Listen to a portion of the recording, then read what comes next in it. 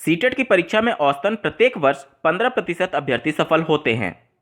इसमें हजारों संख्या में अभ्यर्थी इस वजह से असफल हो जाते हैं क्योंकि उनके द्वारा ओएमआर सीट भरते समय कुछ गलती कर दी जाती है, जिसकी वजह से अभ्यर्थी असफल हो जाते हैं। हालांकि उनके द्वारा प्रश्नों को सही तरीके से हल किया जाता है और उनके क्वालिफाइंग मार्क्स से भी ऊपर नंबर रहते हैं, लेकिन इसी छोटी सी गलती की वजह से सीबीएसई के द्वारा उनको असफल घोषित कर दिया जाता है। कौन सी वो गलती है जिसको आपको विशेष रूप से ध्यान देना है अपनी सीटेट की परीक्षा में? इस वीडियो के साथ बने रहिएगा यदि आप भी आने वाली सीटेट की परीक्षा में सम्मिलित होने जा रहे हैं। नमस्कार दोस्तों, मेरा नाम है नीरज और आप देख रहे हैं करियर बिट यूट्यूब चैनल। अगर आप इस चैनल पहली बार विजिट कर रहे हैं तो इसको सब्सक्राइब करते हुए बेल आइकन को प्रेस करना ना भूलें।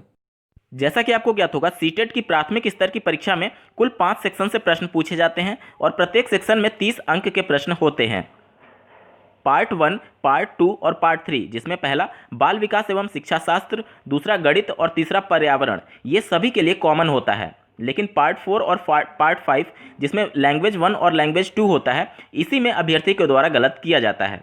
अब आवेदन करते समय अगर मान लीजिए कोई कैंडिडेट लैंग्वेज 1 में हिंदी सेलेक्ट किया है और लैंग्वेज 2 में अंग्रेजी सेलेक्ट किया है, लेकिन जब वो पेपर हल करने जाता है तो लैंग्वेज 1 में उसको पहले अंग्रेजी दिखेगा और दूसरे नंबर पर हिंदी दिखेगा। चलिए उदाहरण के माध्यम से इसको समझते हैं।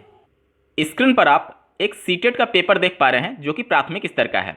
प्रत्येक पेपर के 4 बुकलेट सीरीज ABCD बनाए जाते हैं, जिसमें क्वेश्चंस सेम होते हैं लेकिन उनका सीक्वेंस बदल दिया जाता है। ठीक है, अब जैसा कि मैंने बताया कि तीसरे सेक्शन तक यानी कि बाल विकास, गणित और पर्यावरण अध्ययन सभी के लिए कॉमन होता है, यानी 3 सेक्शन यानी कि 90 प्रश्न। 90 प्रश्न के बाद जैसे ही आप 91वें प्रश्न पर हल करने जाएंगे तो यहाँ पर आपको लैंग्वेज 1 का पार्ट दिखेगा। मैं आपको दिखा रहा हूँ, देखिए। जैसे ही आप 90 प्रश्न टच करेंगे, ये 90 जो प्रश्न है ये EVS का आखिरी प्रश्न होता है। ठीक है, उसके बाद से जैसे ही आप 91 वाले प्रश्न पर जाएंगे तो यहाँ पर आपको लैंग्वेज 1 में अंग्रेजी का पार्ट दिखेगा। अब बहुत से कैंडिडेट लैंग्वेज 1 और लैंग्वेज 2 में हिंदी या फिर अंग्रेजी जनरली यहीं सेलेक्ट करते हैं, तो उनके द्वारा ये सोचा जाता है इंग्लिश तो उन्होंने सेलेक्ट किया हुआ है, तो अब उनको हड़बड़ी में ये इंग्लिश सॉल्व करने लगते हैं 91 नंबर वाले प्रश्न से। ठीक है, और उसके बाद से OMR सीट पर भी 91 नंबर वाले क्वेश्चन में इसी का आंसर फिल कर देते हैं। लेकिन अगर आपने आवेदन करते समय लैंग्वेज 1 में अंग्रेजी ना सेलेक्ट करके हिंदी सेलेक्ट किया है और लैंग्वेज 2 में अंग्रेजी सेलेक्ट किया है, तो इस कंडीशन में आपका OMR सीट पर उत्तर का क्रम बदल जाएगा, क्योंकि आपने CBSE को ये बताया था आवेदन करते समय कि लैंग्वेज 1 में आप हिंदी सॉल्व करेंगे, लेकिन आपने तो लैंग्वेज 1 में अंग्रेजी सॉल्व कर लिया, तो आपको ये वाला पार्ट 91 से अंग्रेजी वाला सॉल्व ना करके आपको आगे जब बढ़ेंगे इसी पेपर में तो आप यहाँ पर देखेंगे, देखिए यहाँ पर भाषा 1 लिखा हुआ है, भाषा 1, और यहाँ पे भी देखेंगे तो 91 नंबर से प्रश्न शुरू हो रहे हैं। ठीक है, तो यहाँ पर भाषा 1 में, लैंग्वेज 1 में अगर आपने हिंदी सेलेक्ट किया था तो 91 नंबर वाले प्रश्न से आपको हिंदी से सॉल्व करना होगा और OMR सीट पर इसी के उत्तर भरने होंगे।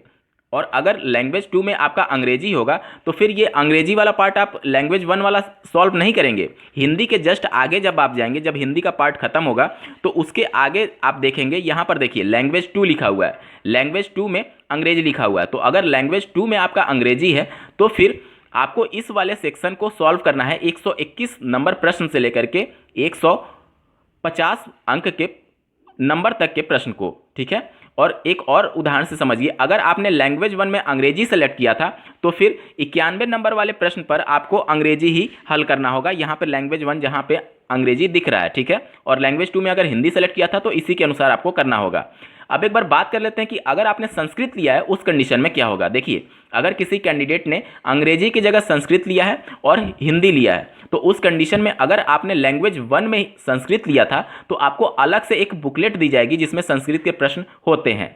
उसमें लैंग्वेज 1 में संस्कृत होने की कंडीशन में आपको 91 से लेकर के 120 प्रश्नों तक संस्कृत के प्रश्नों को हल करके OMR सीट पर फिल करना है और 121 से लेकर के 150 तक आपको हिंदी के पेपर सॉल्व करने हैं। और अगर आपने लैंग्वेज 1 में हिंदी किया है और लैंग्वेज 2 में संस्कृत किया है तो फिर इसी प्रकार से आप 91 से लेकर के 120 तक हिंदी सॉल्व करेंगे और 121 से लेकर के 150 तक संस्कृत के प्रश्नों को हल करेंगे।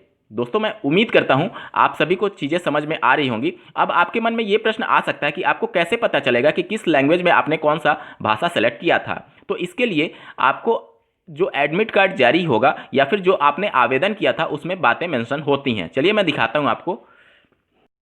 स्क्रीन पर आप सीटेट का एडमिट कार्ड देख पा रहे हैं। यहाँ पर एडमिट कार्ड पर ही आपको मेंशन किया गया रहता है लैंग्वेज ऑफर्ड 1 में हिंदी और लैंग्वेज ऑफर्ड 2 में संस्कृत। आपने जो लैंग्वेज सेलेक्ट किया होगा वो यहाँ पर मेंशन होगा। इसी तरीके से आप दूसरे कैंडिडेट का देख सकते हैं। यहाँ पर लैंग्वेज ऑफर्ड 1 में हिंदी सेलेक्ट किया गया है और लैंग्वेज ऑफर्ड 2 में अंग्रेजी सेलेक्ट किया गया है। तो आपने लैंग्वेज 1 और लैंग्वेज 2 में कौन सी भाषा सेलेक्ट किया था, आपके एडमिट कार्ड पर ये जानकारी दी गई रहती है। तो आप एडमिट कार्ड से कंफर्म हो लें कि लैंग्वेज 1 में आपने कौन सा सेलेक्ट किया था और लैंग्वेज 2 में कौन सा सेलेक्ट किया था। जो लैंग्वेज 1 में आपने सेलेक्ट किया था 91 से लेकर के 120 प्रश्नों तक आपको वहीं ओएमआर सीट पर उसके उत्तर देने हैं और लैंग्वेज 2 में आपने जो सेलेक्ट किया था वह 121 से लेकर के 150 प्रश्नों तक उत्तर आपको ओएमआर सीट पर उसके अनुसार देना होगा। दोस्तों, आपको यह वीडियो कैसा लगा कमेंट्स के माध्यम से जरूर बताइएगा और ऐसे ही महत्वपूर्ण अपडेट्स के लिए इस चैनल को सब्सक्राइब करना ना भूलें। इस वीडियो को देखने के लिए आपका बहुत बहुत धन्यवाद। भगवान करे आपका दिन शुभ हो।